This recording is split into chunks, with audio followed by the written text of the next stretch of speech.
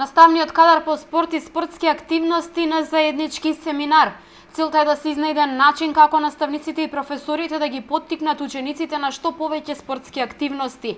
Според надлежните, во изминатиот период многу се вложи во подобрувањето на спортската инфраструктура.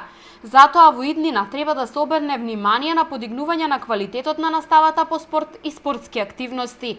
И воопшто залагањата и на факултетот, и владата, и Министерството за образование, Агенција спорт и млади, долги години се работеше на инфраструктурата, така да сега одиме кон она што значи стручно и едукативно да предизвикаме масовност кај децата да се бават со физичка активност, бидејќи тоа носи здравје, бидејќи тоа носи самовоспитување, самообразување на тие дечиња, подоцна нели адолесценти.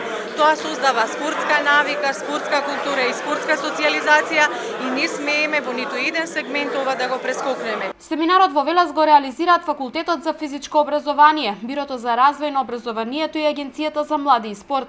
Во фокусот на истиот е континуираното усовршување на наставниците по физичко и здравствено образование, основа на професионално напредување.